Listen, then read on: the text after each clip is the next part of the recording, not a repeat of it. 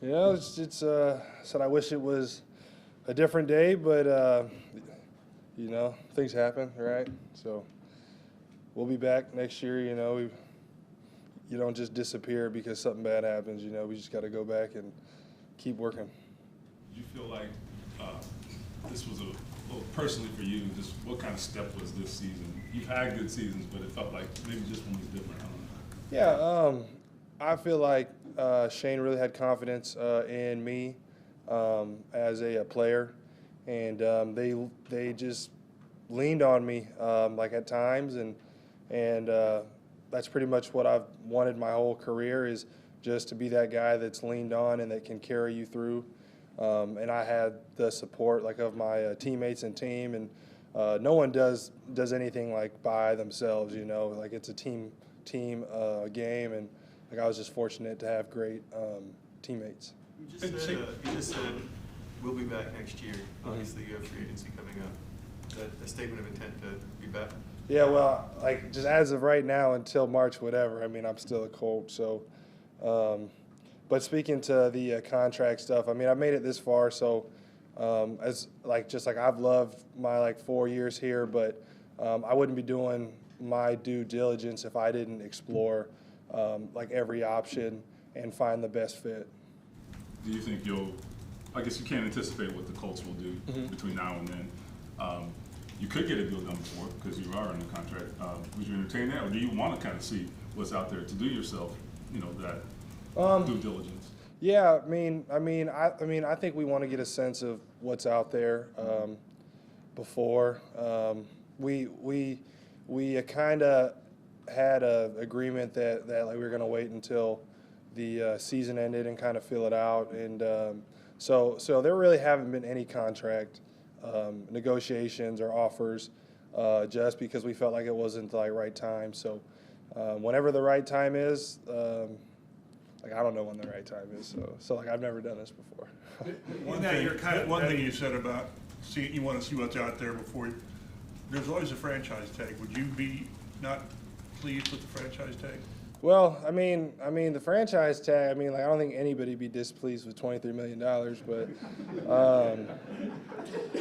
but I mean, like I don't even really know. I mean, the franchise tag is.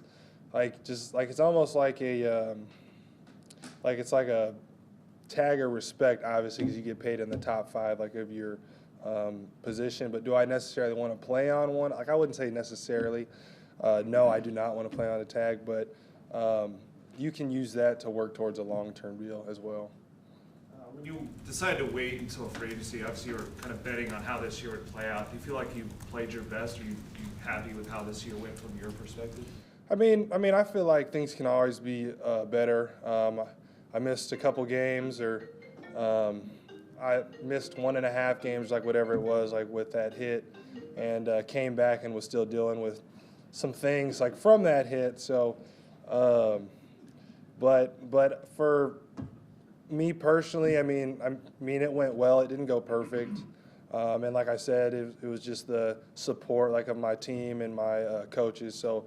Just credit to them for helping me be able to play the way I played this year. When you talk about that hit, do you feel like did it kind of delay some things? Just once you got back, you feel like that disrupted some things? I mean, absolutely. I mean, the week that I got back, I mean, I could barely run. I could barely move my right arm. And just being able to try to push through that and then play, because obviously we're playing for a playoff berth. So kind of just thinking of playoffs like in advance. So I was going to play regardless. So like just trying to get back. When you enter free agency, like what things were you looking at for a team to court you? Like what stands out to you? How you want to be used? What's priority number one? Is it security? Yeah. How you going to be used?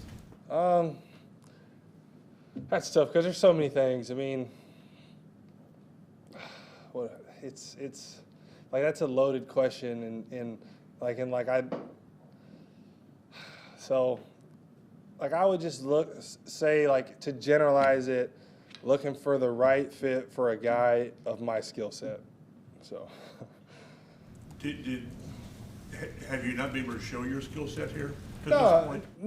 I mean, I mean, I feel like they've allowed me to show like what I can do. I mean, obviously, there's an aspect like of my game that I feel like I can show people is that like down the field throw, and it's just what type of offense like we worked this year. We ran lots of RPOs and it worked well for us. And when Anthony gets back, I mean, I think our RPO game will probably be the most dangerous in the NFL. So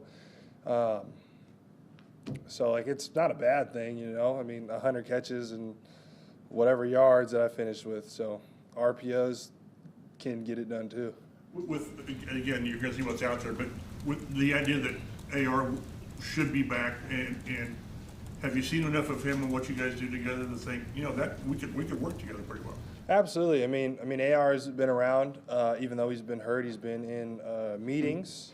He's been rehabbing, working hard, and pretty much just showing me his level of commitment, especially being such a like young guy and watching CJ and Bryce play. Like it's, you know, like people don't talk about it, but that's like taxing, like on your like mental.